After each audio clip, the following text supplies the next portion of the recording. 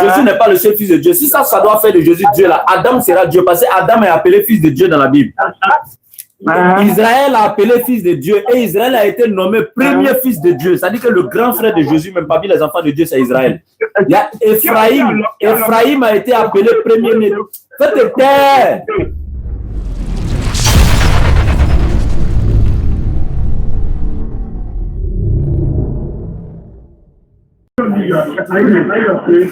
Allô? Oui, allô? Oui, il est venu. Ok. Vous êtes prêts? Il est là, il est en face de moi là. Il dit quoi? Il dit que Jésus c'est Dieu. Il dit Jésus est Dieu. Et moi, il a dit que il n'y a pas un passage dans la Bible qui dit que où Jésus a dit qu'il est Dieu. Faut lui donner le téléphone. Donc, c'est juste à la fin du discuter. Ok, donne-lui le téléphone. J'ai mis sur le haut-parleur. Actuellement, on entend. On vous entend. D'accord. Mon frère chrétien. Oui. Tu dis Jésus est Dieu. Oui. L'enfant de Marie là. Pardon? L'enfant de Marie là, c'est lui qui est Dieu. Dis quoi? L'enfant de Marie. Écoute, toi, tu entends? L'enfant de quoi? Il dit l'enfant de Marie là, c'est lui qui est Dieu quoi. C'est Jésus. Ouais, je sais, l'enfant de Marie là, c'est lui qui est Dieu. Oui. Ok, je vais savoir. Je veux savoir. Oui. Ok, je vais poser une autre question. Qui a créé Marie? Qui a créé Marie selon vous? C'est Dieu. Maintenant, Marie a mis qui au monde? Marie a mis qui au monde? Marie avait quoi? Tu dis c'est Dieu qui a créé Marie, non? Oui. Maintenant, Marie a mis qui au monde? A mis Jésus au monde. Non, Jésus est qui? Jésus est qui? Jésus est Dieu. Donc Marie a mis qui au monde?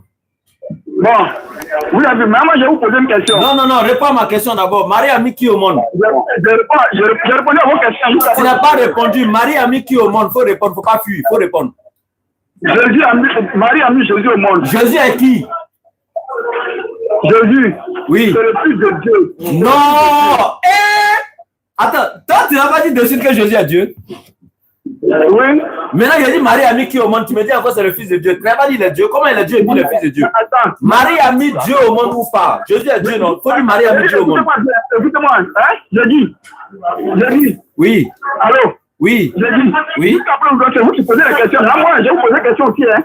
Je n'ai pas de problème avec ça. Je n'ai pas de problème. Tu as posé une question, mais moi, j'ai dit. Toute la question que vous posez, je ne peux pas répondre. Là, moi, je vais vous poser la question aussi. On n'a pas dit tu n'as pas posé de question. Il faut te calmer. C'est toi qui as fait croire à mon frère que Jésus est Dieu. Maintenant, il m'a appelé pour venir. Donc, c'est normal que nous, on te pose des questions. Même si c'est 100 questions, là, c'est normal. Parce que c'est toi qui as donné une position. Il faut te calmer. Faut te calmer. C'est toi qui as donné une position où tu es en train de faire une affirmation. Donc, c'est normal que nous, on pose des questions pour avoir des preuves venant de toi sur ce que tu avances. Ça, c'est logique. Maintenant, j'ai dit, Jésus est qui? Tu m'as dit, Jésus est Dieu. J'ai demandé qui a créé Marie. Tu m'as dit, c'est Dieu. J'ai dit, maintenant, Marie a mis qui au monde? Mais Jésus est Dieu, non?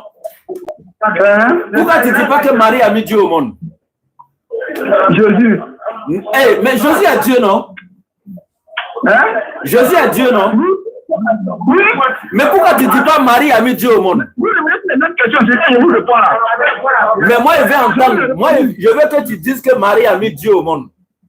Marie a mis Jésus au monde. Non, c'est que Jésus n'est pas Dieu. Donc Jésus n'est pas Dieu alors? Jésus est Dieu. Mais Marie a mis Dieu au monde quoi? Marie a mis Jésus au monde. Mais Jésus est Dieu, non? Mais comment tu fais? Oui. Maintenant, vous avez posé vos questions. Moi, je vous réponds à mes questions maintenant. Je vais vous poser des questions maintenant. Vous êtes d'accord? Non, attends. Je suis d'accord. Attends. Non, je vais vous poser des questions. Je suis d'accord que tu poses question, mais je veux qu'on tombe d'accord. Je suis d'accord que tu poses question, mais je veux qu'on tombe d'accord sur une chose. Oui. Si tu dis Jésus est Dieu, il faut que tu acceptes que Marie a mis Dieu au monde avant que tu poses question. Je vous ai déjà dit que Marie a mis Jésus au monde. Mais Jésus est Dieu, non? Moi, je ne veux pas ça. Je ne veux pas entendre ça. Si tu dis Marie a mis Jésus au monde, c'est que Jésus n'est pas Dieu. Mais si Jésus est Dieu, il faut répéter que Marie a mis Dieu au monde. Ah, c'est ce contexte-là, quoi. Mais c'est la logique, parce que Jésus est Dieu, non? Donc, il faut dire Marie a mis Dieu au monde. Il faut te calmer, faut te calmer. Je suis là, je suis pas, je suis calmé. J'ai dit, oui. Si cette logique-là, hein, vous dites, mais je vais vous poser la question, selon vous-même votre logique-là, y aller dessus. C'est pas ma logique, hein? C'est la logique, et non ma logique, c'est la logique. Jésus est Dieu, donc Marie a mis Dieu au monde. Ok, d'accord. Maintenant, je vous pose la question maintenant. Moi, je suis calme. Je vais vous poser question. Vous êtes prêts? Je suis prêt. Ok. Si vous mettez ce qu'on appelle un enfant au monde, hein? Oui. Et que vous êtes un être humain. Oui. Votre fils, c'est un quoi aussi? C'est un être humain. C'est un être humain. Ok. Ouais. Maintenant, attendez, calmez-vous. J'ai dit, oui. Maintenant, on dit que c'est Dieu qui a mis Jésus au monde. Donc Jésus lui dit quoi? Attends, on dit que Dieu a mis qui au monde? Vous n'avez pas bien entendu ce qu'il dit. Moi, je n'ai pas entendu. Hein. Ma raison a rejeté ça même. Je repose la question. Vous partez sur une logique, c'est la logique que moi je suis. Si c'est votre logique, vous mettez un fils au monde. Vous êtes un être humain. Votre fils, c'est un quoi aussi? C'est un être humain. C'est un être humain. Oui. Et c'est d'accord. Hein? Maintenant, Jésus dit son père là, c'est Dieu. Ah, oui. Oui, il dit son père, c'est Dieu. Donc ça peut. Donc lui devient quoi? Mais. Lui devient quoi? Non, répondez à ça d'abord avant d'aller ailleurs. Répondez à ça d'abord. Lui devient quoi? Mais. Selon la logique que vous avez donnée, selon la logique que j'ai posée là, lui devient quoi? Lui devient quoi? Il faut dire, il y a trop de bruit à côté là, donc c'était. Faut enlever sur haut parleur, s'il te plaît, enlève sur haut parleur, on va échanger. Ceux qui sont à côté ne veulent pas écouter, ils sont en train de faire bruit, donc il faut enlever sur haut parleur. Il dit gagner ton bien. Voilà, il n'a pas de leçon par les pas seul faut prendre, toi tu le concerné. Il n'a pas dit. Oui. Oui, mais il n'est pas dit qu'il n'y a pas à faire de Dieu. Alors? Oui, allô? J'ai dit, ils veulent. Hein? Allô? Je ne vais pas suivre la question. Allô? Allô?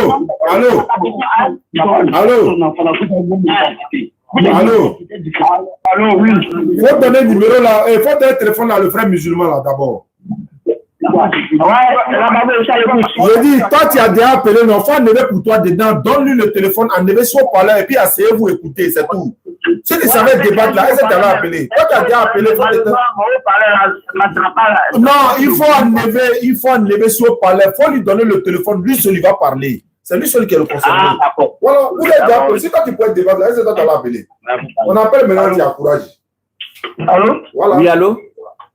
Oui. D'accord. Maintenant, je réponds à ta question. Je dis, enfant de mouton, c'est mouton. Enfant de l'homme, c'est l'homme. Donc, logiquement, si Dieu a un enfant là, enfant de Dieu, c'est Dieu. Oui. Voilà, mais sauf que Jésus n'est pas le fils tel que toi tu comprends, littéralement parlant de Dieu. Il n'a pas la même nature que Dieu. Le terme fils de Dieu, Jésus n'a pas la même nature que Dieu. Il ne descend pas littéralement de Dieu. Il n'est pas sorti littéralement de Dieu. Il n'a pas la même nature que Dieu. Il n'est pas sorti littéralement de Dieu comme toi tu es sorti littéralement de ton père et ta mère. Il n'est pas sorti littéralement de Dieu, quoi. Oui, tel que toi tu es sorti de ton père et ta mère, là, Jésus n'est pas sorti de Dieu comme ça. Vous dites qu'il n'est pas sorti littéralement de Dieu, non? Faut m'écouter. Tu as posé une question, laisse-moi répondre, il n'y a qu'un problème. Je dis, mais tu m'interromps pourquoi? Laisse-moi finir d'expliquer. Voilà, donc je répète, Jésus là, il n'est pas fils de Dieu comme toi et moi, on est fils de notre papa et de notre maman. Non, c'est ce que notre papa et notre maman ont fait pour nous avoir. Donc Jésus n'est pas littéralement sorti de Dieu tel que toi et moi on est sorti de notre papa et puis notre maman. Dans ce cas-là, Jésus n'est pas le seul fils de Dieu. Si ça doit faire de Jésus Dieu là, Adam sera Dieu parce que Adam est appelé fils de Dieu dans la Bible. Israël a appelé fils de Dieu et Israël a été nommé premier fils de Dieu. C'est-à-dire que le grand frère de Jésus, même parmi les enfants de Dieu, c'est Israël. Il y a Ephraïm a été appelé premier-né. Faites taire. Il n'y a qu'un problème même. C'est pas que tu as dit dessus de prendre tout mon temps, il faut te calmer, il n'y a qu'un problème. Pourquoi vous êtes comme ça même? Oui, c'est trop calme même. Alors, tu es trop calme et puis tu m'interromps là. C'est ça, c'est ton calme qui est là? Non, vous allez répondre. Donc, je dis, allons-y. Israël est appelé premier fils de Dieu dans la Bible. Ephraïm a appelé premier fils de Dieu dans la Bible. Donc, si on doit calculer les fils de Dieu, là, eux-mêmes sont grands frères de Jésus, ça fait 1. Deuxièmement, dans la Bible, là, dans Romains 8, 14, on dit tous ceux qui sont conduits par l'Esprit de Dieu sont fils de Dieu. Donc, même toi-même, tu es fils de Dieu. Donc, quand on dit Jésus est fils de Dieu, là, ça ne veut pas dire qu'il est sorti littéralement de Dieu. Arrêtez ça. La nature de Dieu, là, quand tu connais la nature de Dieu. Juste après, je connais, c'est vous ceux qui parlez, ben laisse-moi y parler aussi. Ces questions que tu as posées, non? Tu ne peux pas me dire jusqu'à preuve du contraire. Tu as posé des questions et il répondait. Donc maintenant, vous dites, Israël est appelé fils de Dieu. C'est pas ce que vous avez dit? Oui. Hein? Oui. Vous avez dit que Israël est appelé fils de Dieu, non? Oui. Dans la Bible. Oui. Hein? Oui. Là, la question que je vais vous poser là. Est-ce que Israël, dont tu parles là, est-ce que lui-même il a fait sortir de sa bouche que son père là c'est Dieu? Lui-même là. Est-ce que lui-même l'a fait sortir? Écoute. Est-ce qu'il a fait sortir de sa bouche? Faut te calmer, ouais. Je suis calme, hein? Vous allez répondre oui. Est-ce que lui-même l'a fait sortir de sa bouche? J'ai dit de te calmer. Oui, allons-y, je suis calme, allons-y. Un enfant là. Oui. Entre un enfant et puis ses parents là, qui connaît mieux l'enfant appartient à qui? Allons-y. Ah, il ne faut pas dire allons-y. Entre un enfant et puis ses parents là, qui connaît mieux l'enfant appartient à qui? C'est le père. C'est le père qui connaît bien ses enfants, non? Ouais, les parents. Si toi, tu n'avais pas grandi et puis tes parents t'ont dit c'est eux qui t'ont dit, est-ce que tu pourrais savoir? Ok. Maintenant, non, il a posé une question, réponds d'abord. Est-ce que tu pourrais savoir? Vas-y, il n'a pas bien entendu la question. J'ai dit, un enfant là, ce sont ses parents qui lui montrent ses vrais parents quand il grandit, non? Oui, oui. Est-ce que lui-même il pourrait savoir? Non, non. Donc, quand tu me dis, est-ce que Israël lui-même, il a dit que Dieu était son père? Israël, c'est l'enfant, lui ne peut pas savoir. C'est le père lui-même qui dit qu'Israël est son enfant. Exode chapitre 4, verset 22. Donc, c'est Dieu même qui dit qu'Israël est son enfant. Donc, Dieu a menti, quoi. Ok. Je te réponds maintenant. Il faut répondre. Ok. Vous avez dit que c'est le père qui reconnaît le fils, non? Son enfant, non? Oui. C'est le fils. C'est ce que vous avez dit, non? C'est ce que j'ai dit. C'est ce que vous avez dit. Ok. Maintenant, la question que moi je vous pose là. Maintenant, quand le père dit à son fils, hein, c'est mon fils là. Maintenant, le père, le fils, il dit quoi à son il dit sur quoi père? Il dit quoi à son père maintenant? Le fils lui dit quoi à son père? Il dit à son père que c'est mon père, non? Tu es en train de partir où même là? Pour démontrer que Jésus est Dieu là, c'est dans tout ça là quoi. Il faut me montrer même, attends, on va couper court. Il faut me montrer un verset où Jésus dit il est Dieu. Ça a fini. Moi, je dis ta logique.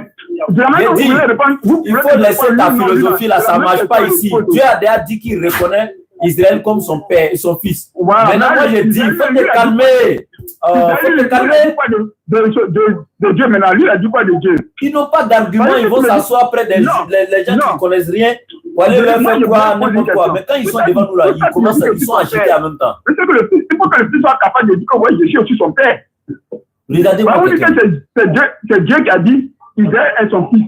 C'est pas ça? Je suis d'accord. Mais Israël, lui, il a dit quoi maintenant de ce qu'on fait? Regardez-moi un raisonnement banal comme ça. Donc quand Dieu a dit, attends. Donc quand Dieu a dit qu'Israël est son fils là, il faut te calmer. Quand Dieu a dit qu'Israël est son fils là, c'est vrai ou bien c'est faux? Dieu a fait quoi? Quand Dieu a dit qu'Israël est son fils là, c'est vrai ou bien c'est faux? C'est vrai.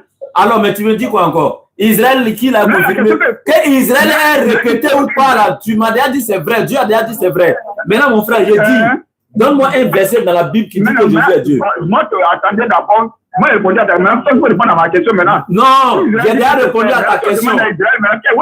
J'ai dit, j'ai déjà répondu à ta question. Allô? Oui. J'ai déjà répondu à ta question. J'ai dit, moi, je pose question maintenant. Moi, je pose question. Montre-moi un verset où la Bible dit que Jésus est Dieu. Un verset où Jésus a dit qu'il est Dieu. Quand on te parle, il faut écouter. On revient maintenant sur les versets maintenant, quoi. On ne répond plus par lui, non, hein. Non, c'est là, mais moi, je dis, je la mets là aussi. Sur le terrain. Alors, maintenant, vous dites. Si c'est dans oui, non, là, il était déjà battu là-bas. Dans oui, non, là, il était déjà battu là-bas. Non. Parce que tu as reconnu que Jésus est Dieu. Tu as reconnu que Jésus est Dieu. Tu dis Jésus est Dieu. Faut te calmer. Non. Tu as dit que Jésus est Dieu. Je t'ai demandé Marie a mis qui au monde. Tu n'as pas cœur de dire Marie a mis Dieu au monde. Si tu es garçon, il faut dire Marie a mis Dieu au monde. J'ai dit Jésus au monde, j'ai répondu à ça. Mais pourquoi tu dis que c'est Jésus qu'elle a mis au monde? Pourquoi tu dis pas que c'est Dieu qu'elle a mis au monde? Si tu es garçon, il faut dire qu'elle a mis Dieu au monde. Elle a mis Jésus au monde. Elle ne sait pas Jésus, elle a mis au monde. Si tu es garçon, il faut dire qu'elle a mis Dieu au monde. Est-ce que c'est pas Jésus qu'elle a mis au monde? Ah, c'est Jésus elle a mis au monde, donc elle n'a pas mis Dieu au monde. Donc Jésus n'est pas Dieu. Il ne faut plus dire à quelqu'un que Jésus est Dieu. Est-ce que c'est pas Jésus elle a mis au monde? Est-ce que c'est pas Jésus elle a mis au monde? Jésus a mis au monde, non? C'est toi, tu es en train de reconnaître que Jésus n'est pas Dieu. Non, ça c'est pas. Je dis, est-ce que c'est pas Jésus elle a mis au monde? Tu vois, sa conscience même en train de lui dire, il n'a pas qu'à de dire Marie a mis Dieu au monde. Même si on t'a payé, tu n'as pas voulu dire ça. Est-ce que Marie a dit que.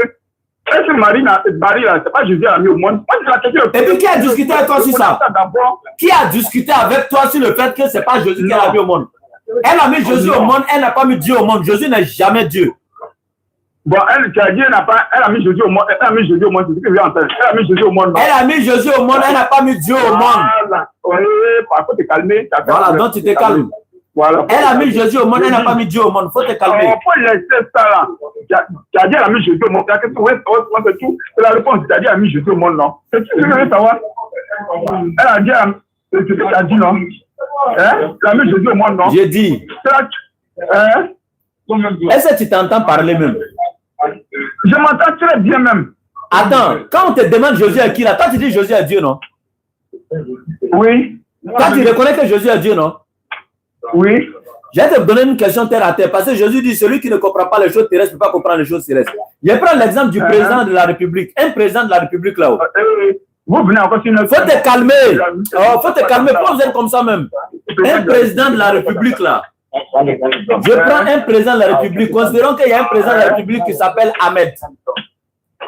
Si on dit la maman du président a mis qui au monde, on dit Ahmed. Ahmed est qui? Il est le président. Donc la maman du président a mis le président au monde. C'est normal qu'on le dise. J'ai dit, si Ahmed est président et puis on dit la maman de Ahmed a mis le président au monde, c'est logique, non? Ou bien c'est pas logique? Oui, c'est logique. Parce que Ahmed est président. Donc si on dit la maman du président a mis et la maman de Ahmed a mis le président au monde, c'est logique. Donc si Jésus est Dieu, si Jésus est Dieu, on doit aussi dire la maman de Jésus a mis Dieu au monde. Ah, c'est la logique là. Donc c'est la logique, non? Pourquoi toi tu n'as pas cette logique là? Non, je dis, cette logique là, si vous voulez qu'on aille dessus, on va aller dessus. Vous voulez qu'on fasse cette logique là? Mais j'ai dit, ça là, c'est pas une affaire de partir dessus, c'est pas une affaire de partir dessus. Vous voulez qu'on fasse cette logique? J'ai dit. Vous voulez qu'on fasse cette logique? Vous dites quelque chose, il y a qu'on fasse dessus, vous ne voulez pas encore. Vous avez dit quelque chose, il y a on va partir dessus, tu ne veux pas. Tu as dit quelque chose, allons-y dessus, tu as été dénoncé encore. Parce que moi, je dis ça, je dis ça aussi. Parce que toi, tu dois me répondre. Si tu veux que je dois me répondre tout ça, allons sur la logique. C'est pas une question d'aller sur cette logique. Non, je dis. Écoute-moi. Allons sur logique. C'est pas une question d'aller, c'est pas une question d'aller, c'est déjà ça même. Jésus est Dieu, oui. Marie a mis qui au monde, elle a mis Dieu au monde. Pourquoi tu ne veux pas assumer? Faut assumer qu'elle a mis Dieu au monde. Jésus est Dieu, donc c'est Dieu qu'elle a mis au monde. Faut assumer. Ok. Vous avez fini. Si tu faut dire seulement j'assume. Faut dire j'assume. Vous êtes tranquille dans mon coin. J'ai dit. Non. Faut dire d'abord que tu assumes. Jésus est Dieu, Marie a mis Dieu au monde. Faut assumer. Je vais répondre. Non, faut dire d'abord que tu assumes. Faut dire que tu assumes. Faut dire. J'ai dit, faut dire que tu assumes. Faut dire, Marie a mis Dieu au monde. Faut dire. La logique que vous avez prise là, moi je veux qu'on parle dessus. J'ai dit. Vous avez pris une logique. Faut répondre d'abord avant de partir pour toi. Faut répondre d'abord. Marie a mis qui au monde? C'est Dieu, non? Vous voyez, non? Sa conscience l'empêche. C'est ici, il dit, il va en enfer. Il ne peut pas dire. Il ne peut pas dire, il ne peut pas. Moi, je dis. Il n'a pas que, même si tu mets un milliard dans sa main, il ne peut pas. J'ai dit, il y a un exemple simple, hein. Les internautes, vous nous suivez. Ahmed est le président de la République. Et puis on dit, la maman de Ahmed a mis le président au monde. C'est logique parce que Ahmed est le président, non? Donc la maman de Ahmed a mis le président au monde.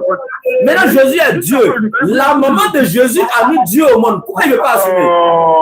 Je dis, pour moi, ok, je dis, toi, c'est là. Je dis, vous avez une logique là. Si tu es sérieux, il faut dire que tu assumes.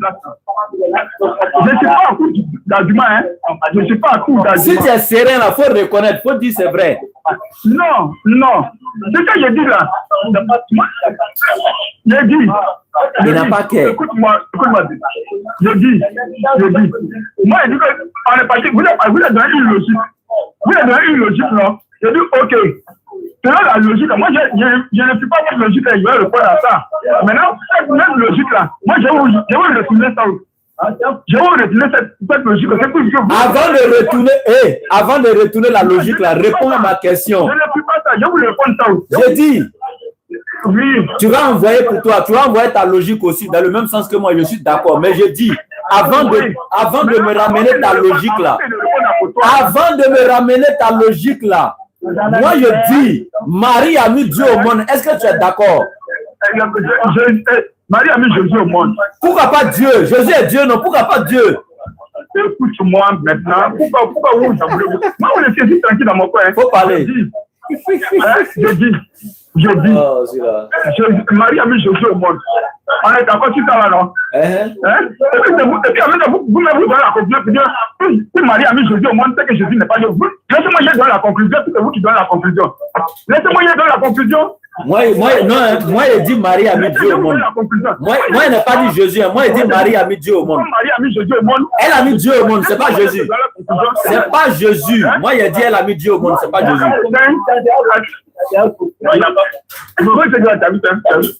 Laisse-moi y fini. Non, attends. Moi, je t'ai dit, il a donné une logique.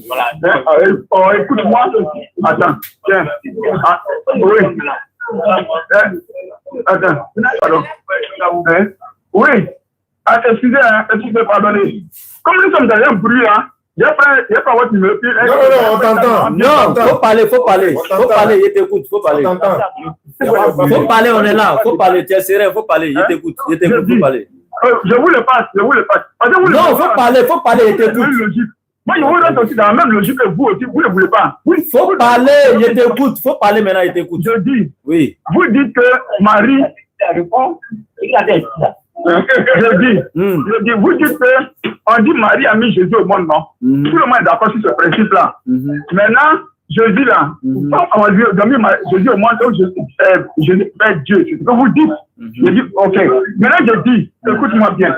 Si toi, tu as mis un fils au monde, et que ton fils, c'est un être humain, toi-même, tu deviens, je m'appelle, ton fils, il devient quoi? Tu deviens un être humain, non? Là, Jésus qui a mis Jésus, Dieu qui a mis Jésus au monde, donc Jésus, il devient quoi? Maintenant, je dis.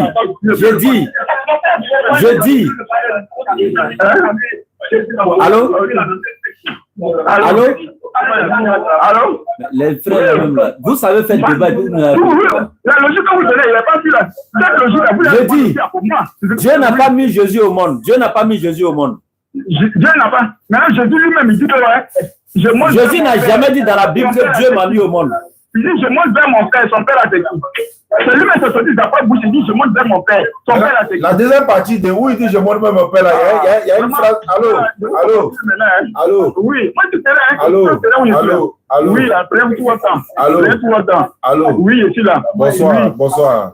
Je vous en prie, bonsoir. Quand Jésus a dit, je monte vers mon père qui est votre père, après il a dit, je monte vers... C'est vous-même qui a dit que allô? Dieu n'a pas mis Jésus au monde. Écoutez. Non, attends. Vous l'avez mis... Donc, Dieu n'a mis Jésus au monde. Allô? Oui. Il faut prendre la peine. Il dit, quand Jésus dit, je monte vers mon père qui est votre père, toi, tu as coupé le verset en deux. La suite dit, je monte vers mon père qui est votre père, vers mon Dieu qui est votre Dieu.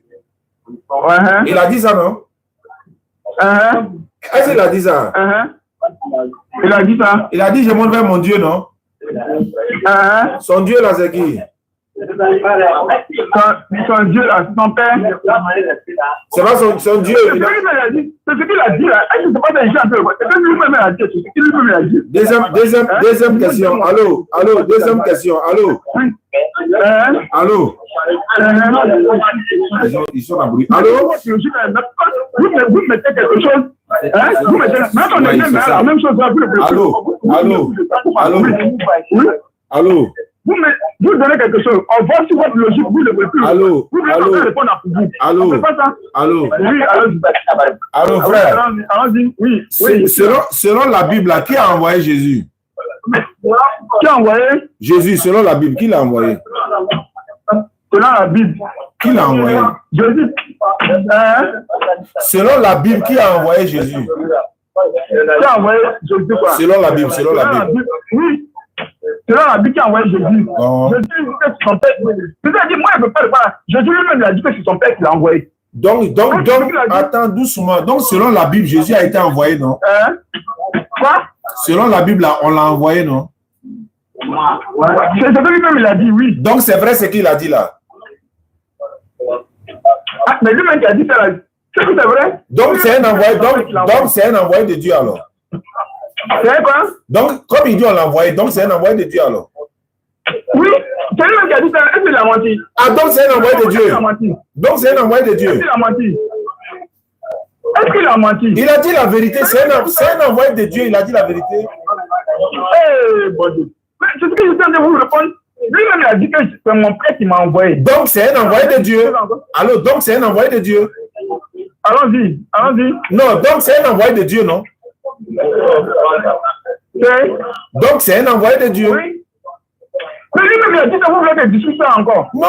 Je vais qu'on soit d'accord que c'est un envoyé de Dieu, quoi. Mais attends, est-ce que lui-même n'a pas dit ça? Je veux que toi, tu confirmes dans ta bouche. Faut dire dans ta bouche. Faut dire dans ta bouche que c'est un envoyé de Dieu. Faut dire ça dans ta bouche.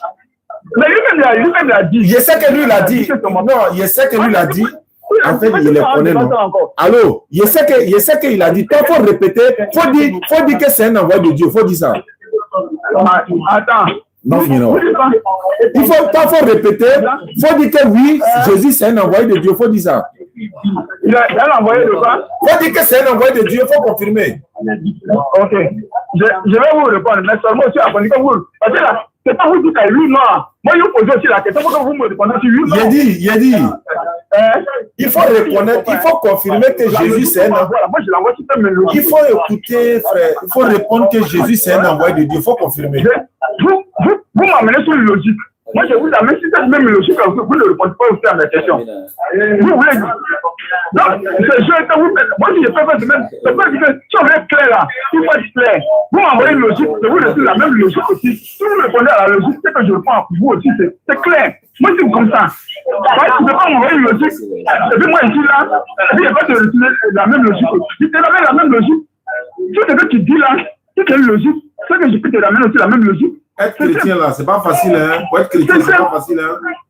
Ouais, je comprends. On est là. Je ne sais pas que Jésus a envoyé. Jésus lui-même dit que c'est le Père qui l'a envoyé. Tu veux comment il dit non, c'est faux. Lui-même qui a dit que c'est le Père qui l'a envoyé. Il a dit, puis tu dis, moi, je dis que c'est faux. Pourquoi il a dit que c'est faux? Allô? Faut te calmer. Moi, il ne peut pas dire que c'est faux. Lui-même dit que c'est le Père qui l'a envoyé.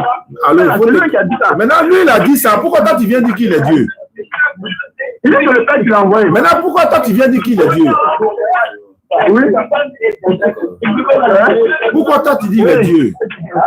Non, oui, je suis aussi trop tranquille. Mais la logique que vous m'envoyez là, moi, je vous envoie toute une même logique en posant toutes des questions. Si vous répondez à ça. Bon, faut poser question. C'est 15 questions. Hein? Bon, je vous le passe, hein. Regarde. Allô, regarde. Être chrétien, c'est pas facile. Oui, allô? Allô, Richard? Oui. Voilà, vraiment, comme il y a du monde, il y a du bruit ici. D'accord. Ouais. D'accord. Il y a pas. Je vais la dire chez moi à la maison. D'accord. Il y a quelqu'un qui veut se convertir en islam. On va essayer de l'appeler directement pour voir. Voilà. Et puis, toi, tu vas faire ça maintenant. Non, laisse. Tu as terminé maintenant. Il a dit quoi? Lydie. Voilà. On appelle Lydie. Elle se convertit et puis on va mettre fin au live, Inch'Allah. Ouais.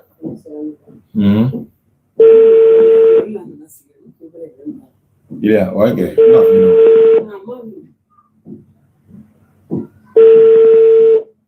Allô? Allô? Bonsoir Lydie. Bonsoir. Quelqu'un m'a donné votre numéro, je ne me rappelle plus exactement de son nom, mais il paraît que, bon, si je me trompe, hein, je pourrais que vous voulez vous convertir en islam, c'est ça?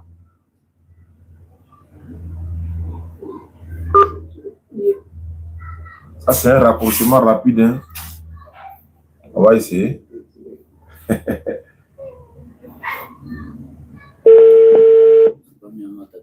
Ah, ok, d'accord, pas de souci. Ah, ok, d'accord. Ok, salam alaikum famille. On va se laisser, Inch'Allah.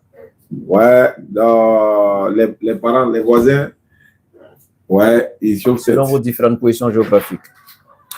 Alhamdulillah, je suis ici ce soir, comme le titre le démontre, le Ramadan est là. Le Ramadan est là, une fois de plus encore. Nous remercions Allah d'un remercie sincère et profond. Nous lui rendons grâce infiniment. Nous lui disons shukran. Nous disons alhamdulillah une fois de plus encore. Certains ont désiré, certains ont voulu, certains ont espéré, certains même ont formulé l'intention, certains ont fait des bénédictions, des doigts, que Allah puisse leur accorder une longévité pour atteindre le mois de Ramadan de l'année 2025. Certes, nous sommes à la veille dans certains pays, naturellement, qui ont déjà confirmé que c'est demain, le premier jour de jeûne chez eux, comme l'Arabie Saoudite, etc. Déjà, c'est une grâce d'Allah que nous puissions atteindre le mois de Ramadan 2025. C'est une grâce infinie et immense d'Allah. Wallahi, quand Allah il te donne un Ramadan, c'est un bonus inestimable. C'est un cadeau inestimable. Parce qu'il suffit seulement que d'un seul mois de Ramadan pour toi d'adhérer au paradis. Il ne suffit qu'un seul mois de Ramadan. Wallahi. Et c'est ce que Jibril alayhi salam dit. Malheur à celui qui a pu avoir un seul mois de Ramadan et qui malheureusement n'a pas pu bénéficier du pardon d'Allah, n'a pas pu acquérir la miséricorde d'Allah. Subhanallah. Ça dit qu'il est suffisant pour nous d'adhérer au paradis juste pour un seul mois de Ramadan. Aujourd'hui, j'ai lancé ce live pour rafraîchir un peu les mémoires, pour interpeller un peu les consciences. Et les paupières de discernement qui dorment vous disent que c'est un mois qui est arrivé.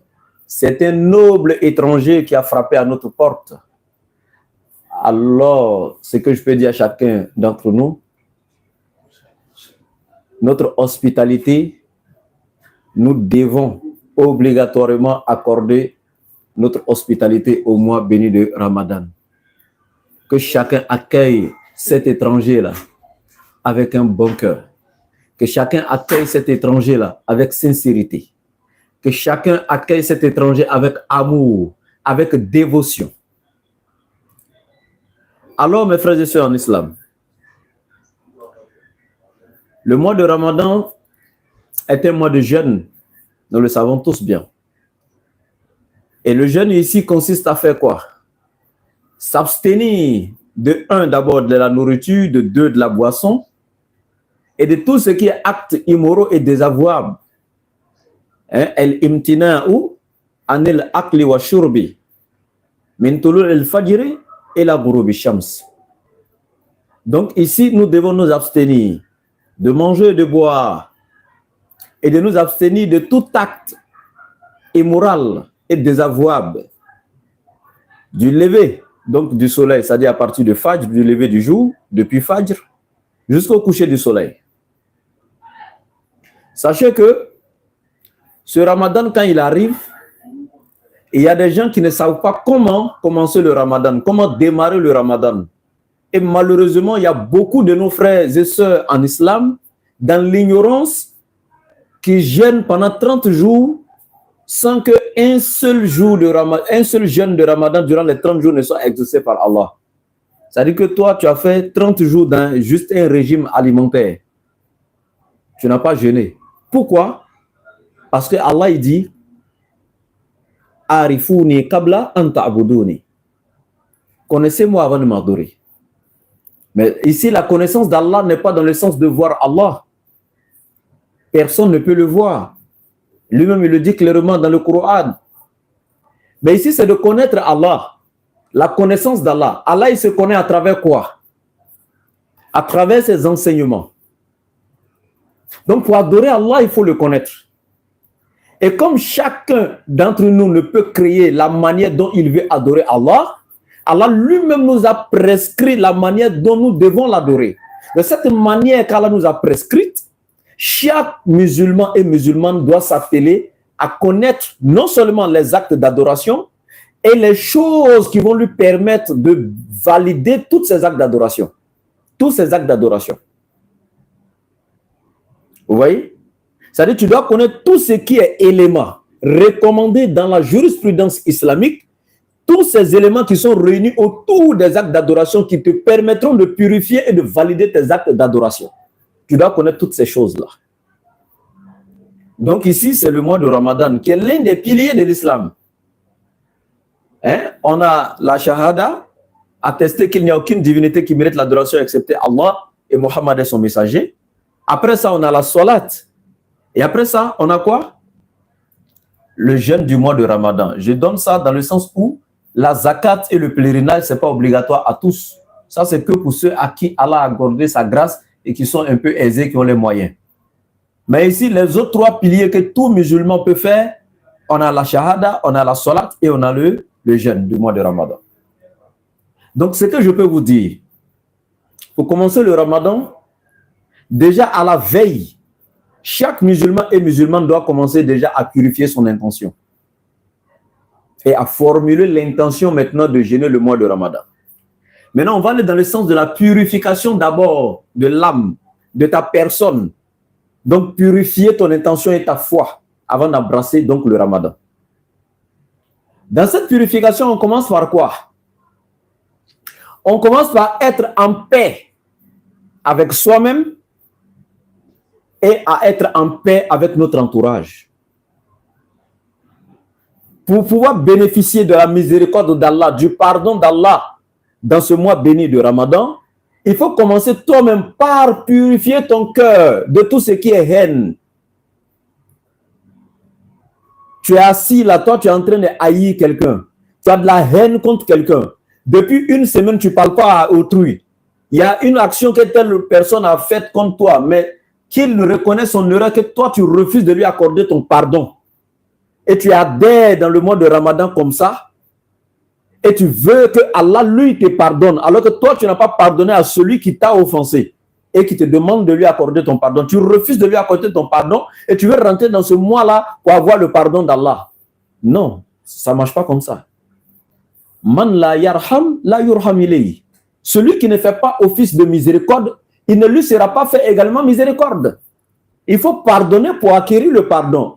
Il faut être miséricordieux pour avoir la miséricorde d'Allah en retour. Donc ici, j'aimerais être clair sur cette partie. Nos mamans, que chaque maman, avant d'entamer, parce que tu ne sais pas si ça sera ton dernier Ramadan, alors profite, fais tout de sorte que ce Ramadan soit une réussite. Parce que tu ne sais pas si tu auras le mois de Ramadan de l'année prochaine ici. Il y a des gens qui avaient convoité avoir le Ramadan de cette année qui n'ont pas eu. Qu'est-ce que toi tu as donné à Allah pour pouvoir avoir le Ramadan de cette année? Rien. Allah, il t'a juste fait une grâce. Qu'est-ce qui prouve que tu seras là d'ici l'année prochaine? Et même ce Ramadan, même déjà, nous sommes seulement qu'à la veille. Qui t'a dit que tu vas commencer même ce Ramadan? Il y a des gens même qui vont mourir cette nuit.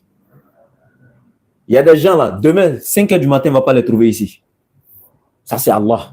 Il y a des gens qui vont commencer, peut-être ils vont faire seulement qu'une seule décade. Décade avec nous. Ils vont faire seulement qu'une seule décade. La première. Il y en a, ça sera la deuxième. Tu ne sais pas dans quel groupe Allah t'a mis. Alors, mon frère, ma soeur, surtout mes mamans, commencez d'abord par vous repentir vis-à-vis de vos époux. Tout ce que tu as fait à ton époux, les femmes autoritaires, les femmes qui, lorsque le mari dit 1, elles vont dire 2. Les femmes qu'on appelle je n'en conviens pas, je n'en disconviens pas. Il y a ces femmes-là, ça dit qu'elle, sa phrase la meilleure phrase dans sa bouche, là, c'est ça. Chaque fois que le monsieur va dire, c'est comme si, elle va dire, je n'en disconviens pas, hein. Pour elle a dit, on n'a pas dit que la femme ne donne pas son avis dans le foyer. Mais vous savez de quel genre de femme je suis en train de parler. Les femmes qui n'obéissent pas à leur mari, qui n'écoutent pas leur mari, qui ne font pas ce que l'homme dit. Les femmes qui veulent se mettre au même titre que l'homme dans le foyer, je parle de ces femmes-là. Ramadan, là, c'est pas pour toi. Parce que le Dieu que tu vas aller adorer dans Ramadan, le Dieu pour qui tu veux gêner, la miséricorde de celui que tu recherches, la lutte t'a demandé d'être humble, de t'humilier, hein, de respecter ton mari, de te soumettre à sa volonté.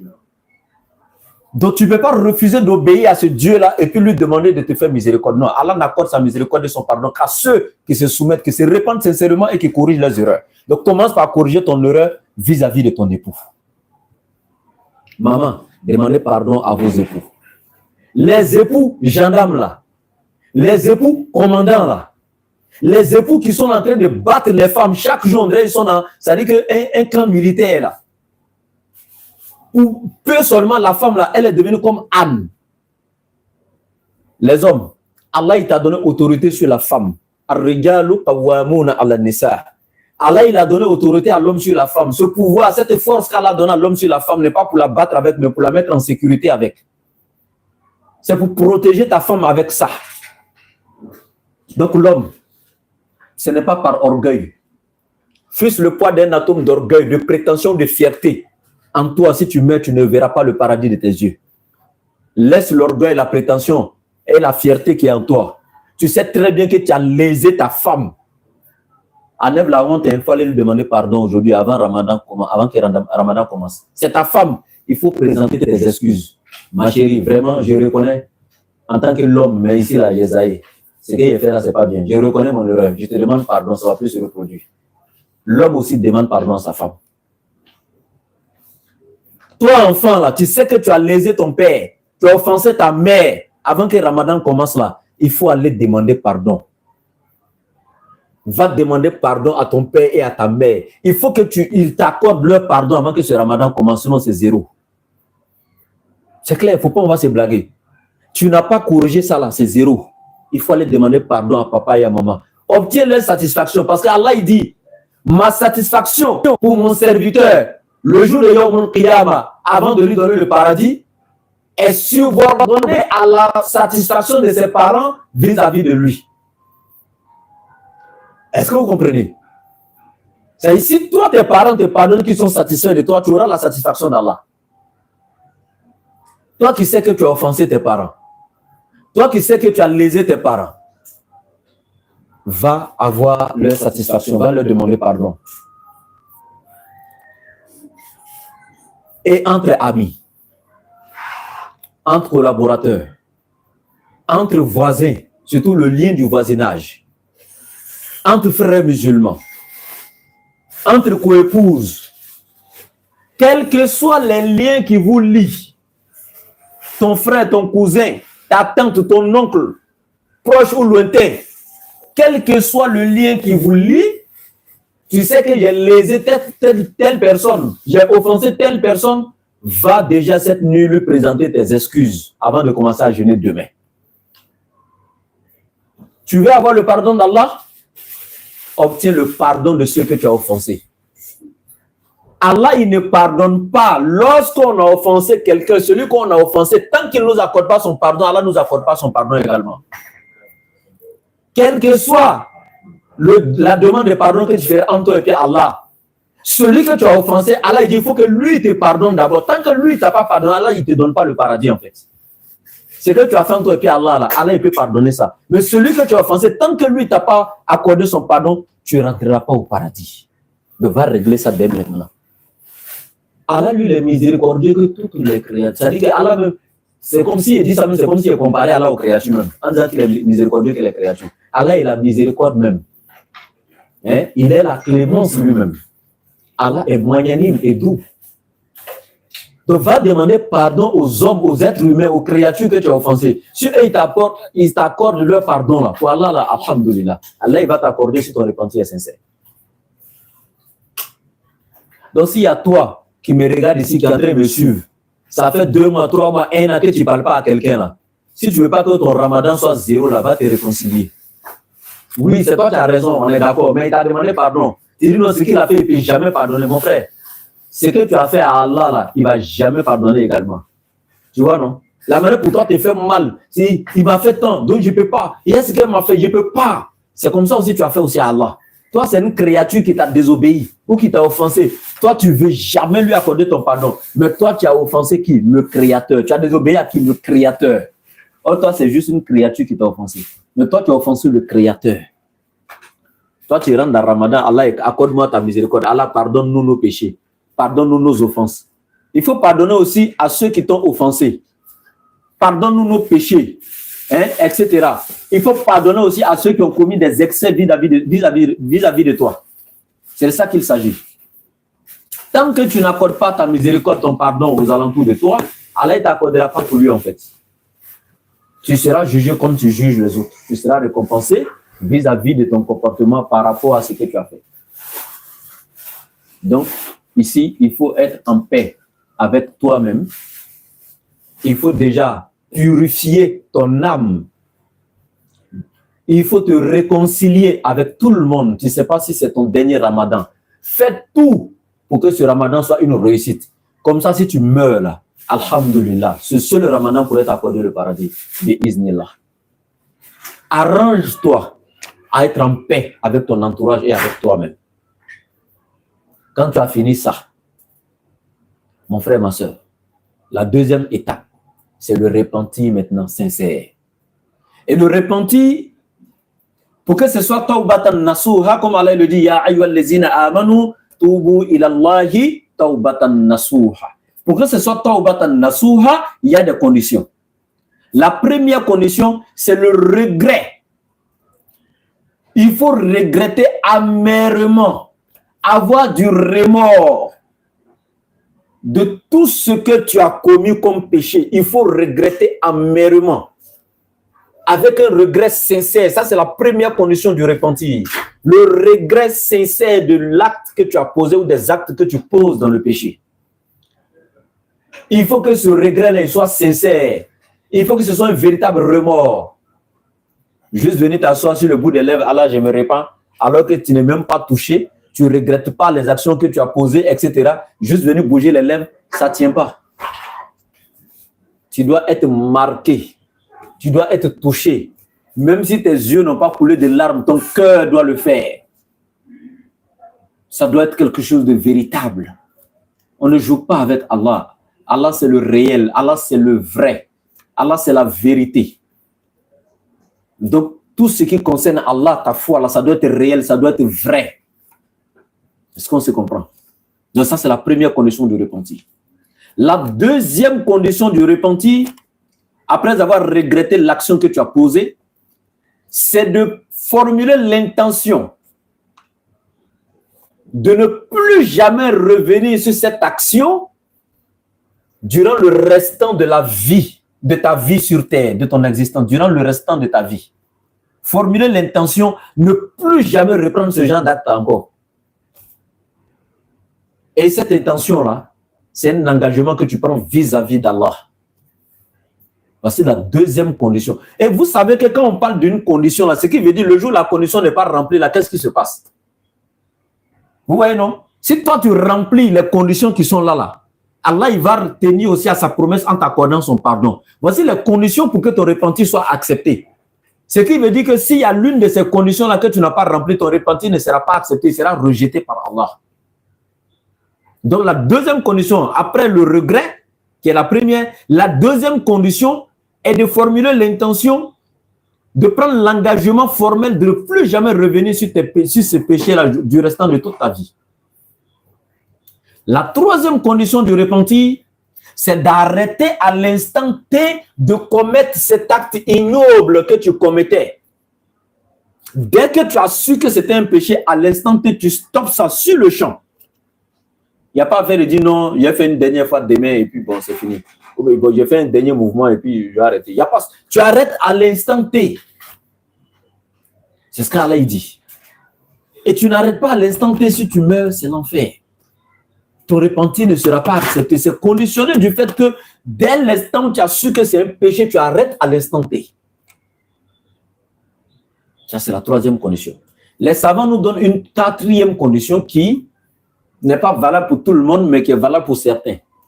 Si, par exemple, tu as lésé quelqu'un, tu as dérobé les biens de quelqu'un, etc. Par exemple, toi, tu as volé 1 million du monsieur, et puis après ça, tu allais tomber sur un prêtre où l'imam a parlé de la sanction quand tu voles quelqu'un, etc., etc. Et puis tu décides de te repentir. Mais tu n'as pas te repentir avec les 3 premières conditions et puis garder le reste de l'argent pour manger. Non, non, non. Tu viens de voler ces 1 million. Tu as encore l'argent avec toi là-bas. Donc, tu dois restituer. Tu dois restituer ce que tu as volé pour que ton repentir soit valable. Tu dois restituer. Mais il y a une manière de restituer. Hein. Le gars dont tu as volé son argent là, tout le monde a vu une machette dans sa main dans le quartier, en train de chercher l'auteur de celui qui l'a volé. Toi, tu prends les 1 million pour venir là. Il n'y a pas de drap. Il faut venir. Il y a une manière de rembourser. Hein. Tu peux aller soit voir un imam, montrer la personne à l'imam, j'ai volé un tel. Voilà ce qu'il a prié lui. Je voulais que vous lui restituez. Je me réponds tant. L'imam peut aller faire des démarches, négocier, tout, demander pardon, calmer le gars et puis lui remettre l'argent. Tu peux même aller mettre quelque part où le gars il va retrouver son argent sans savoir qui est venu redéposer à sa place, tout ça. Ça peut être qu'après que tu aies volé, la personne est décédée et puis tu ne connais aucun de ses parents à qui tu vas donner ni sa famille, ni sa femme après lui, rien. Même l'islam te dit, malgré ça, tu ne gardes pas cet argent-là. Tu vas aller trouver des pauvres et puis donner ça en sodaka. Et puis formuler l'intention, Allah il va faire ça, des hasanat pour cette personne dans l'au-delà. Allah il va lui donner ça en hasanat là-bas. Mais tu vas rembourser. Tu ne bouffes pas ça. Ça, c'est la 4e condition du repentir. Donc, il faut que le repentir soit sincère. Mais pour que toi, ton repentir, là, tu arrives à ce niveau, comme j'ai dit là, la première chose que tu dois faire dans la préparation de Ramadan, c'est d'être en paix avec toi. Purifier ton âme. Être en paix avec ta personne et autour de toi. Pardonner à tous ceux qui t'ont offensé, leur demander aussi de t'accorder leur pardon. Avant de venir maintenant face à Allah pour te repentir sincèrement. Après ce repentir sincère, on va avec la 3e phase. La 3e phase maintenant, c'est de formuler l'intention maintenant de Ramadan. Comment l'intention de Ramadan se forme? Ça peut se former de 2 façons. La première façon, tu vas formuler, c'est-à-dire l'ensemble de tout le mois entier à la veille. C'est comme si Ramadan commence demain. Aujourd'hui, comme ça, on a vu la lune. Cette nuit-là, avant l'heure de Souhour, ça peut être même juste avant la prise de Souhour, ça peut être même déjà à 20h ou 22h. On a déjà vu la lune. Donc, le mois de Ramadan, la lune s'est déjà affichée. Automatiquement, tu formules l'intention de tout le mois de Ramadan. Tout ensemble. Parce que chaque acte d'adoration que nous faisons a caractère obligatoire. La formulation de l'intention est obligatoire. C'est comme les ablutions. Il y a 7 actes obligatoires selon l'école malikite dans la prise de l'ablution, al-wudu. Mais, donc, dans la prise donc, de trucs, comme on appelle, de l'ablution, là, l'intention est obligatoire. Est-ce que vous voyez? L'intention est obligatoire. Deuxièmement, dans la solat que nous faisons, la prière, là, vous voyez que l'intention, formuler l'intention de faire la solat, là, c'est aussi obligatoire. Même le hajj que nous faisons, si tu formules l'intention d'aller au pèlerinage, au hajj, dès que tu as pris la décision et puis tu as eu l'argent, tu dis je vais aller à la Mecque, dès que tu as eu tout et puis tu as décidé je vais à la Mecque, tu formules l'intention depuis ton pays avant de décoller. Donc le mois de Ramadan aussi c'est comme ça. Tu dois formuler l'intention de Ramadan. Il y en a qui le font chaque jour, c'est-à-dire il fait l'intention du premier jour à l'heure de Souhour, il formule l'intention. Allah, je vais jeûner pour toi aujourd'hui, le premier jour de Ramadan, il formule l'intention. Il mange son souhour, il dort. Le lendemain encore, à l'heure du souhour, il formule l'intention du deuxième jour, etc. C'est pas mauvais, mais c'est risqué. Le jour où tu vas oublier de formuler l'intention, le jeûne de ce jour ne sera pas validé, ne sera pas valable. Je répète, si tu veux faire individuellement, chaque jour, tu formules l'intention de ce jour-là au souhour, et puis tu manges le souhour, tu jeûnes en même temps, le jour où tu vas oublier de formuler l'intention, ton jeûne ne sera pas valable. Donc, qu'est-ce qui est mieux? C'est mieux à la veille de Ramadan de formuler l'intention de tous les 30 jours en même temps. Comme ça, tu es en sécurité. Et les savants vont nous dire même que le père de famille peut formuler l'intention de toute sa famille, ses enfants, tout le monde. Mais n'empêche que chacun le fasse individuellement, c'est encore plus mieux. Est-ce que vous comprenez? Donc, c'est très important. Ça, c'est le mois de Ramadan, au niveau de l'intention. Et je répète, sans l'intention, ton Ramadan ne sera pas valide. Ne jouez pas avec l'intention. Donc, cette nuit, pour tous ceux qui doivent commencer le jeûne demain samedi, doivent formuler l'intention du mois de Ramadan cette nuit. Sachez que le mois de Ramadan, c'est le mois du pardon.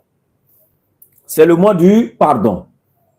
Le mois du pardon dans le sens où toi, tu dois commencer par pardonner à tous ceux qui t'ont offensé et tu dois demander pardon à tous ceux que tu as offensés et demander pardon à Allah, ton créateur, à qui tu as désobéi pendant 365 jours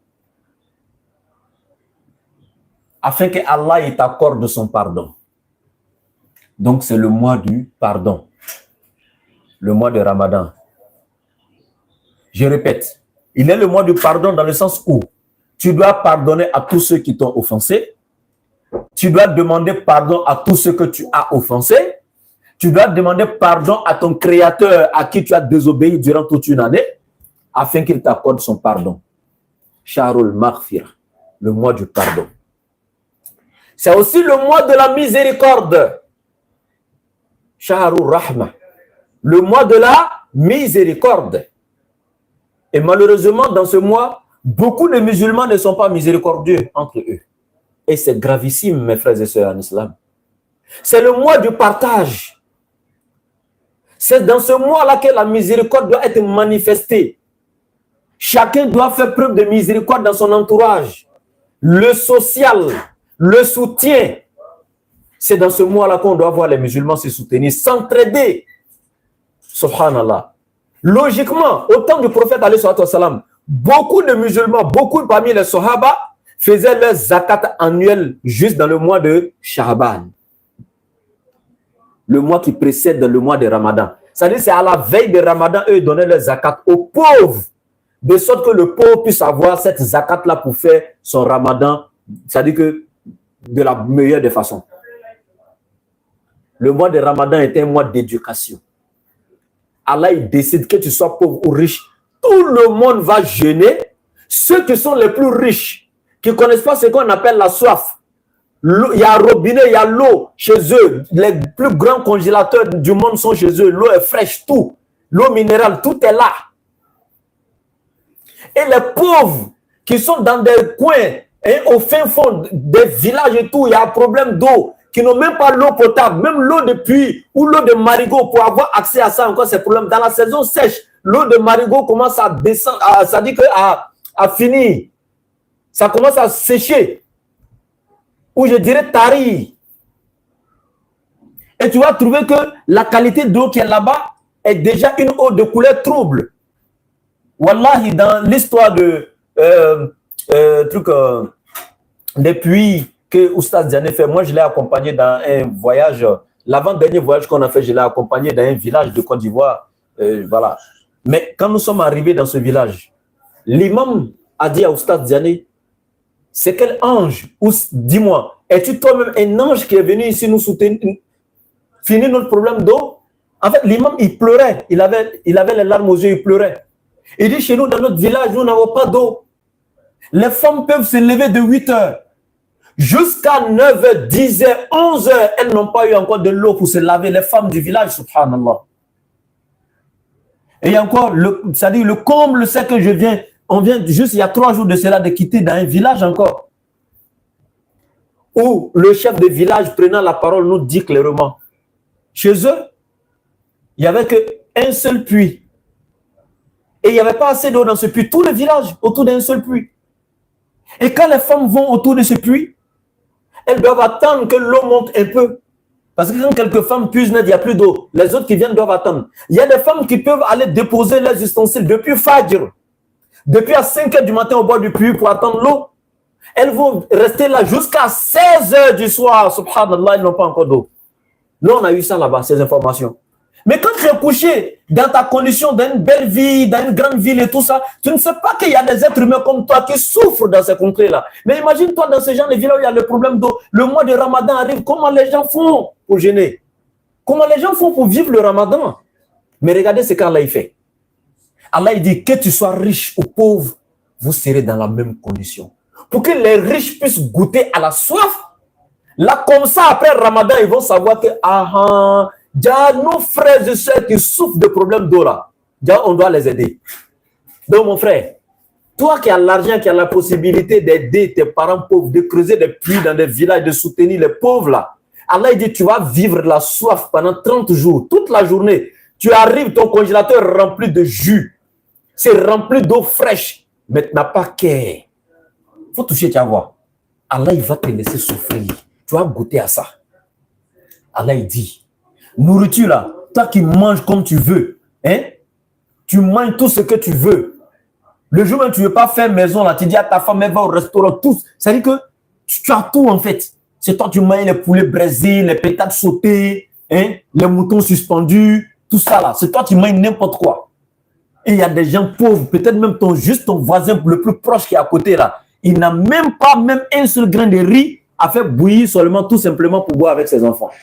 Même riz sans sauce, fait bouillir seulement. Fait baka qu'on appelle baka pour boire là, il n'a pas ça, ton voisin. Mais ce n'est pas ton problème. Allah il dit, toi aussi maintenant là, tu vas faire 30 jours, tu vas souffrir dans la faim. 30 jours, tu ne manges pas matin jusqu'au soir. Quand tu vas voir ce qu'il y a dans la faim là, Wallahi, si ton voisin vient te dire vraiment, voisin, il n'a pas encore mangé là, même si c'est 500 francs, tu vas partager avec lui. Tu vas savoir ce qu'il y a dans la faim. C'est-à-dire, Allah il nous met au même titre pour que tout le monde puisse goûter à ça.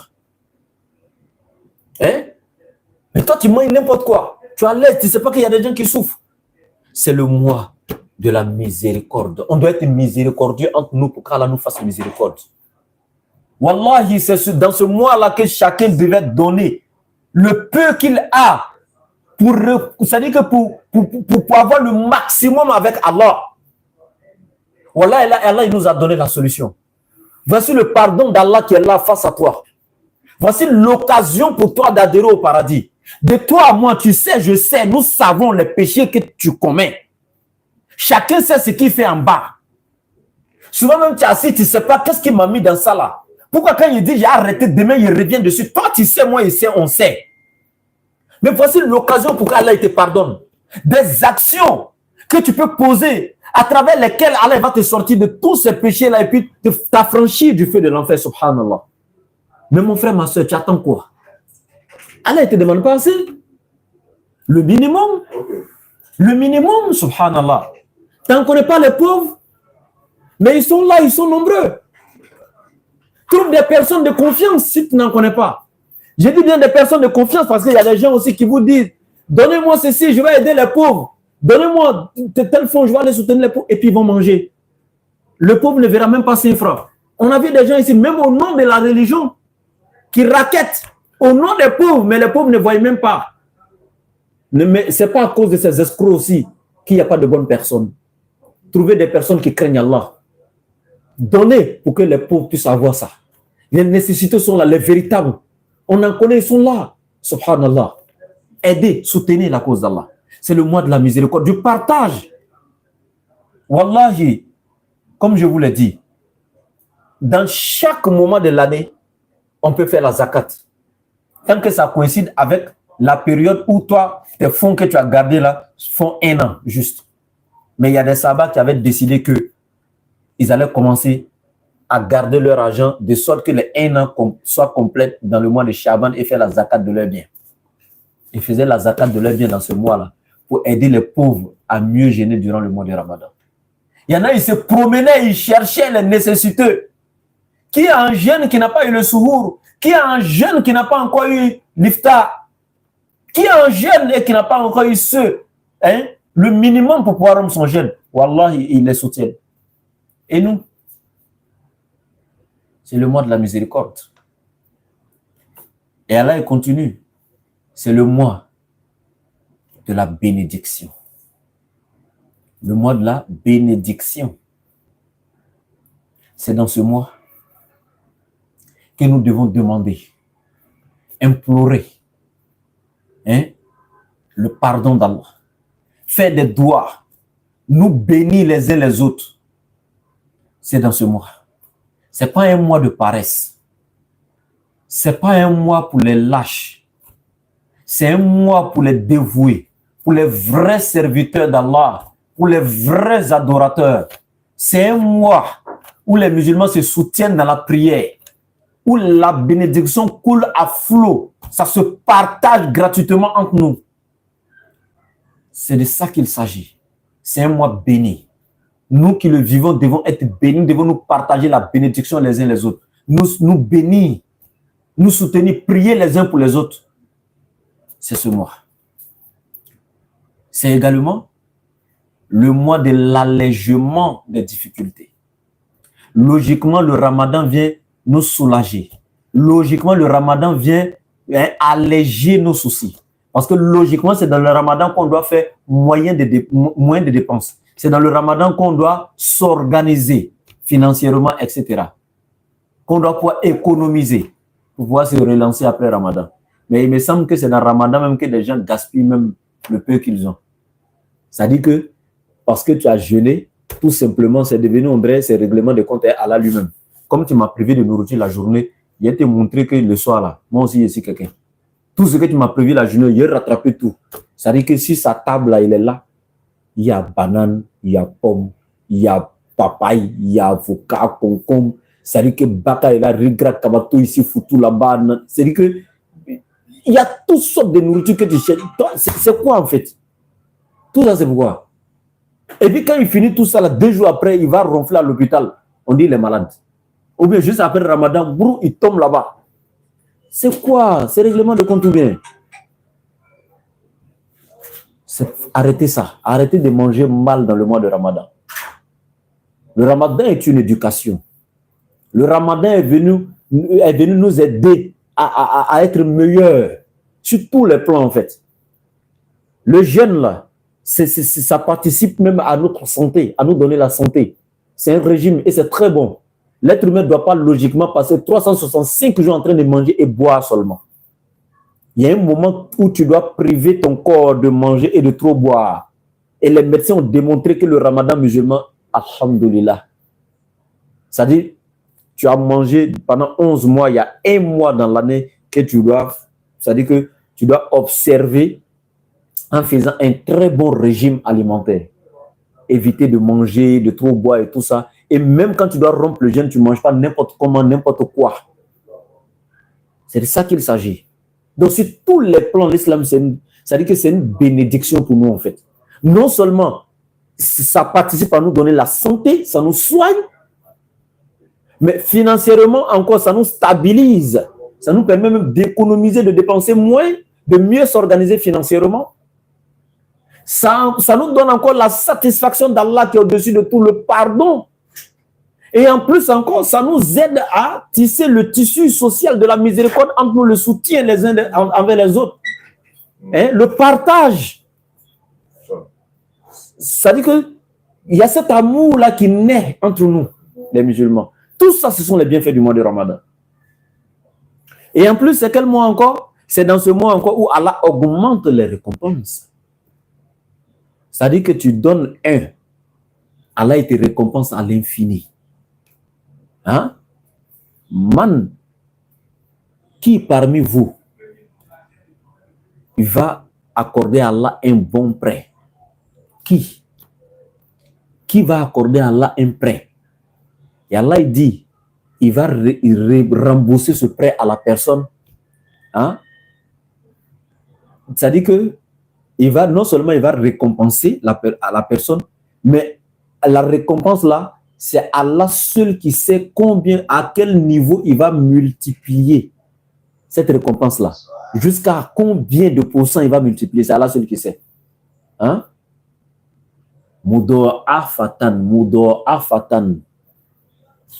Il va multiplier ça à l'infini. Toi, tu sais combien tu as donné, mais tu ne sauras même pas combien tu vas avoir comme récompense. Tellement Allah il dit, va multiplier ça à l'infini pour toi en fait. Quand c'est dans ce mois de Ramadan. Allah augmente. Tu as prié dans le mois de Ramadan. La prière dans le mois de Ramadan n'a pas le même mérite qu'en dehors du Ramadan. Le jeûne du mois de Ramadan n'a pas le même mérite que le jeûne en dehors du mois de Ramadan. Est-ce que vous comprenez? La sodakat que tu fais dans le mois de Ramadan n'a pas le même mérite que la sodakat que tu fais en dehors du mois de Ramadan. Vous voyez? toutes les bonnes actions que tu fais dans le mois de Ramadan, Allah Akbar. Les doigts que tu fais dans le mois de Ramadan n'ont pas la même valeur que les doigts que tu fais en dehors du mois de Ramadan. Donc, c'est le mois où les bonnes actions sont valorisées, sont multipliées à l'infini, où les récompenses sont augmentées. Et il continue encore. C'est le mois de l'exaucement des vœux. C'est dans ce mois où Allah exauce le vœu, mes frères et sœurs en islam. C'est dans ce mois où Allah exauce les vœux. À 99%, les vœux sont exaucés par Allah. Wallah, dans ce mois, Allah, il ouvre son paradis. Il ouvre le grand portail de sa miséricorde, sauf celui qui refuse d'y adhérer. Il exauce tout le monde. Allah Akbar. Et encore, c'est dans ce mois où Allah a franchi le maximum d'êtres humains du feu de l'enfer. Allah, il a franchi le maximum de tous ceux qui avaient leur nom inscrit parmi la liste de ceux qui devaient aller en enfer. Dans ce mois de Ramadan. Il n'y a pas un mois où Allah a franchi le maximum des gens de l'enfer pour les envoyer au paradis que le mois de Ramadan, il y en a pas. Ça, c'est ce mois-là. C'est le mois des bonus. Quand on dit bonus, là, voici vrai bonus. Vous attendez quoi? Commencez à vous préparer. Résignez-vous. Psychologiquement, soyez prêts. Partagez le peu que vous avez avec vous. Le peu, là, partagez ça avec autrui. Avec le voisin, avec la voisine, avec le pauvre, avec le nécessiteux, etc. Partagez le peu que vous avez. N'attendez pas d'avoir plus avant de donner. Le peu que vous avez là, partagez. Tu as 500 francs, il y a quelqu'un qui n'a même pas 10 francs. Dans tes 500, donne-lui au moins 100 francs. Donne-lui au moins 50 francs ou 25 francs, c'est déjà suffisant. Partagez le peu. Voilà, celui qui a peu et qui partage, malgré que c'est peu qu'il a, lui-même il en a besoin encore plus, mais le peu qu'il a, il a décidé de partager avec celui qui a tellement ça que ça déborde et puis il en a pour donner. Vous n'avez pas les mêmes mérites. Celui qui a peu, qui a encore nécessité lui-même, puis il partage encore le peu qu'il a plus de mérite que celui qui est débordé et puis il donne. Parce que lui, coûte que coûte, il en a plus. Mais toi, ce n'était pas le cas. Regarde la foi des deux même, ce n'est pas la même chose. Donc ce soir-là, ce n'était pas pour rentrer dans trop de détails, c'était déjà pour attirer votre attention, surtout sur faire la paix autour de vous, demander pardon à ceux que vous avez offensés, pardonner aussi à ceux qui vous ont offensé, demander pardon à Allah, vous repentir sincèrement, formuler l'intention du mois de Ramadan, etc. C'était pour vous préparer déjà sur tout ça. Mais à partir de demain, Inch'Allah, les tafsirs de Ramadan vont commencer avec le laboratoire, comme on le fait chaque année pour ceux qui suivent. Les tafsirs de Ramadan vont commencer. Et comme j'ai dit, n'oubliez pas, c'est le mois où vous devez œuvrer, que ce soit dans l'adoration, la prière. Bon, le jeûne, c'est déjà, voilà, vous jeûnez, vous priez, les invocations, les zikrs, tout ce que vous pouvez faire. Surtout, soutenir les pauvres. Dans ton voisinage, il faut rechercher. Il y en a dans ton quartier, ils sont là. Cherche, trouve-en. Ceux qui sont souvent dans les pays européens autres, qui disent que voilà, chez eux là-bas, c'est pas facile de voir tous les nécessités dans les rues, dans les trucs. Il y en a plein en Afrique ici. Seulement, adressez-vous à ceux en qui vous avez confiance. Certes, il y en a qui déçoivent, qui prennent, qui ne donnent pas. Mais il y a aussi des bonnes personnes. Je ne dis pas moi, mais vous pouvez trouver des personnes parce qu'il y en a qui sont comme ça. Voilà. Je ne demande pas à quelqu'un de m'envoyer quoi que ce soit. Mais il y a des bonnes personnes, de bonne moralité. Profitez-en. Moi-même, je le fais. Moi qui vous parle, je profite. Je donne le peu, je partage. Je fais la dawa. Souvent, c'est les gens qui ont pitié de nous. Ils nous donnent 5 francs, 10 francs. Oustaz, je te donne sa faute, je te soutiens pour la dawa. Tiens ça, oui. Mais malgré qu'on me donne ça, je te soutiens pour ça. Je ne suis pas salarié. Mais le peu que moi-même on m'a donné pour pouvoir me soutenir dans ma dawa, j'enlève encore un peu, je donne à ceux encore qui sont en bas de moi. C'est-à-dire ceux dont moi je suis encore mieux qu'eux, hein, un peu financier. Je les aide aussi. C'est ça qu'il s'agit. Il faut venir dans mon quotidien et puis tu vas voir ça. De suite là, c'est la veille de Ramadan, nous on a déjà commencé. Oustaz et moi, on vient d'aller soutenir quelqu'un. On vient d'aller, Oustaz Diané, il m'a appelé, dit mon frère, accompagne-moi. Il allait, il a soutenu quelqu'un, fils à ville là. Je lui dis tout ça pour vous encourager, vous. Allez-y faire la même chose.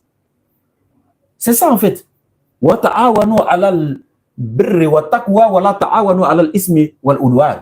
Allah dit, exhortez-vous dans l'accomplissement des bonnes œuvres et dans la crainte d'Allah. Et ne vous exhortez pas dans l'accomplissement des péchés et de la transgression. Donc, je suis en train de vous encourager. Allez le faire, Inch'Allah. Et pour tous ceux qui sont prêts pour continuer donc le tafsir du Ramadan, et pour commencer le tafsir à partir de demain, préparez-vous, les choses vont commencer. On va vous donner demain les horaires, tout autour du tafsir et tout. Et puis, vous serez ponctuels, on va faire ça. Et tous ceux qui sont intéressés par aider les populations qui ont besoin de puits, etc. et tout, vous allez contacter Oustaz Diané. Voilà. Et Oustaz, ton numéro, s'il te plaît? 05 94 87 58. Donc, ce numéro, vous pouvez le contacter. C'est le numéro d'Oustaz Diané. Et pour tous ceux qui veulent s'inscrire pour les cours de théologie en religion comparée et les cours de l'alphabétisation en langue arabe, savoir lire en arabe, pouvoir lire le Coran, etc. et tout, les cours de l'interreligieux aussi, tous ceux qui sont intéressés, vous pouvez me contacter sur mon numéro, le plus 225, le 07 97 08 14 17. Je répète, le plus 225, le 07 97 08 14 17. Donc, vous pouvez contacter le laboratoire pour tous ceux qui sont intéressés au cours donc, de l'interreligieux. Je répète une dernière fois, le plus 225, le 07 97 08 14 17. Voilà. Donc, les cours commencent le 5 avril, Inch'Allah. Le 5 avril, les cours vont commencer. Donc, juste après le mois de Ramadan. Les retardataires ou les absents auront tort, hein, parce que c'est des cours de haut niveau. Voilà. Et je ne vous en dirai pas plus. Il y aura des certificats qui seront décernés et tout. Merci beaucoup et salam alaikum à tous.